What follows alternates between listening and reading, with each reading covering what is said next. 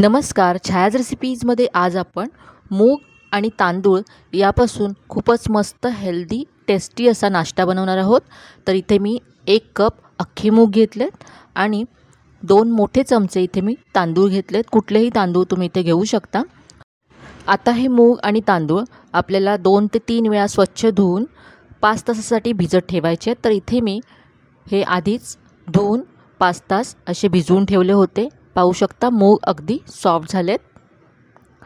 आता हे आपल्याला वाटून घ्यायचे आहे। तर मिक्सरच्या भांड्यामध्ये काढून घेऊया आणि वाटताना हे जे पाणी आहे तेच आपण वापरणार आहोत, कारण आपण आधी मूग आणि तांदूळ छान धुवून घेतलं आणि त्यानंतर हे पाणी घातलं होतं, त्यामुळे हेच पाणी आता वाटताना मी वापरणार आहे। तर इथे सगळे मी काढून घेतले। तुम्ही 2 बॅचेसमध्ये हे वाटू शकता।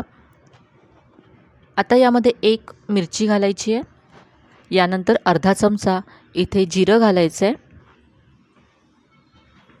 आणि यानंतर इथे मी थोडंसं आलं घातलं आहे। तुम्हाला आवडत असेल तर तुम्ही इथे लसूणसुद्धा घालू शकता। यानंतर यामध्ये पाणी घालते। थोडंसं पाणी घालून अगदी स्मूथ असं हे वाटून घ्यायचं आहे। तर इथे पाहू शकता अगदी बारीक वाटून घेतलं आहे आणि हे असं घट्ट आहे पहा। आता हे पीठ आपण बाजूला ठेवून देऊया आणि खूपच मस्त अशी चटणी बनवूया। एक वेगळ्या प्रकारची चटणी तुम्ही नक्की करून पहा। तर इथे पहा, गॅसवर मी पॅन गरम करत ठेवला आहे। यामध्ये 1 चमचा तेल घालायचं आहे। तेल गरम झालं की अर्धा चमचा जिरं घातलं। जिरं तडतडल्यावर अर्धा चमचा इथे मी उडदाची डाळ घातली आहे। उडदाच्या डाळीमुळे या चटणीला खूपच वेगळी आणि छान अशी चव येते, त्यामुळे तुम्ही नक्की घालून पहा। डाळ किंचित रंग बदलेपर्यंत परतून घेतले। यानंतर यामध्ये लसूण घालायची आहे। इथे मी 4 ते 5 पाकळ्या लसूण घेतला आहे। यानंतर 2 लाल मिरच्या घेतल्यात। या मिरच्या तिखट आहेत, त्यामुळे मी इथे 2च घेतल्यात। तुम्ही जर बेडगी मिरची घेणार असाल तर थोड्याशा जास्त घ्या तुमच्या चवीप्रमाणे। यानंतर यामध्ये कांदा घालायचा आहे। तर 1 छोट्या आकाराचा कांदा इथे मी घेतला आहे, उभा चिरून घेतला। यानंतर 1 टोमॅटो घेतला आहे। आता कांदा आणि टोमॅटो सॉफ्ट होईपर्यंत परतून घ्यायचे। तर 3 ते 4 मिनिटांमध्ये हे छान सॉफ्ट होतं। पहा, इथे कांदा टोमॅटो सॉफ्ट झालं आहे। आता गॅस बंद करायचा आहे आणि हे थंड करून घ्यायचं आहे। थंड झाल्यानंतर हे मी मिक्सरच्या भांड्यामध्ये आता काढून घेते। यानंतर यामध्ये गरजेप्रमाणे पाणी घालून ही चटणी वाटून घ्यायची। त्याआधी इथे मी चवीप्रमाणे मीठ घातलं। यामध्ये इथे चटणी वाटून घेतली, बाउलमध्ये काढून घेऊया। मिक्सरच्या भांड्यामध्ये पाणी घालून ते सुद्धा इथे मी काढून घेतलं। चटणीवरती आता फोडणी घालूया। तर 1 चमचा तेल इथे गरम करून घेतलं आहे। यामध्ये पाव चमचा मोहरी घालायची आणि कढीपत्त्याची पानं घातलेत। ही मस्त अशी फोडणी चटणीवर घालायची आहे। तर ही छानशी चटणी तयार आहे। आपल्या रेसिपीबरोबर खूपच छान लागते आणि ही वेगळ्या प्रकारची कांदा टोमॅटोची चटणी नक्की करून पहा। चटणी तयार आहे। आता पुढची कृती करूया। हे जे पीठ आपलं तयार होतं यामध्ये चवीप्रमाणे मीठ घालायचे, मिक्स करून घ्यायचे। इथे इनो सोडा आपण काहीही वापरणार नाही आहोत। हे थोडंसं घट्ट वाटतं, तर यामध्ये मी पाणी घालते थोडं। नेहमीचं आपलं डोस्याचं जसं पीठ असतं तसं करून घ्यायचं याला। तर इथे साधारण 2 चमचे पाणी घातलं, मिक्स करून घेऊया। तर यामध्ये आपण आज दहीसुद्धा घातलेले नाही आहे। खूपच कमी साहित्यामध्ये होणारी मस्त अशी पौष्टिक रेसिपी आहे।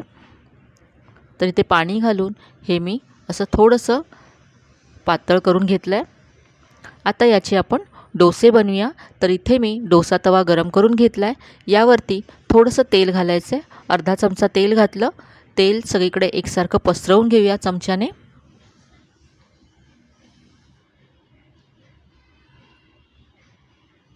आता यावरती पीठ घालायचं आहे। 1 चमचा पीठ घातलं आणि याचा डोसा असा पसरवून घ्यायचा आहे।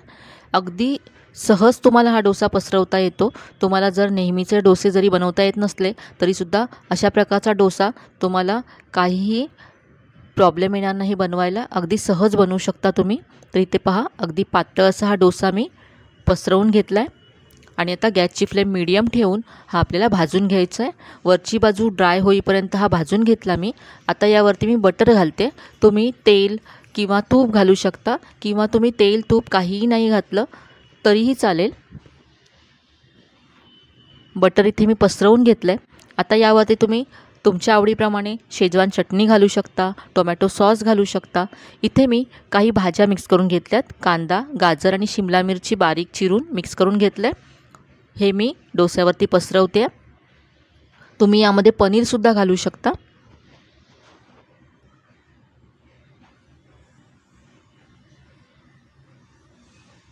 तुम्ही शेजवान चटणी पसरवून त्यावरती या भाज्या पसरवल्या तरी छान लागतं। त्याच्यावर तुम्ही चीज घालू शकता, पनीर घालू शकता। मुलांसाठी बनवत असाल तर आणखी याला पौष्टिक बनवून तुम्ही सर्व करू शकता। तर आता मी हा डोसा छान कुरकुरीत करून घेतला। फोल्ड करूया। तर हा मस्त असा आपला मुगाचा डोसा तयार आहे। दिसायलासुद्धा हा डोसा खूपच मस्त लागतो। मुगाचा हिरवा रंग या डोस्याला येतो। तर इथे मी चटणीबरोबर हा डोसा सर्व केला आहे। तुम्ही हा डोसा यामध्ये बटाट्याचा मसाला घालून मसाला डोस्यासारखासुद्धा सर्व करू शकता। तर आजची ही रेसिपी कमी साहित्यामध्ये झटपट होणारी, पौष्टिक आणि टेस्टी अशी तुम्हाला नक्कीच आवडली असेल। तर आजची रेसिपी तुम्हाला कशी वाटली कमेंटमध्ये कळवायला विसरू नका। रेसिपी जर आवडली असेल तर व्हिडिओला जास्तीत जास्त लाईक करा, शेअर करा। चॅनलवर नवीन असाल तर चॅनलला सबस्क्राईब करायला विसरू नका। माझी ही रेसिपी तुम्ही कोणत्या शहरातून, कोणत्या गावातून पाहताय हे सुद्धा कळवायला विसरू नका। चला तर मग पुन्हा भेटूया अशाच छान छान आणि नवीन नवीन रेसिपीसह। तोपर्यंत धन्यवाद।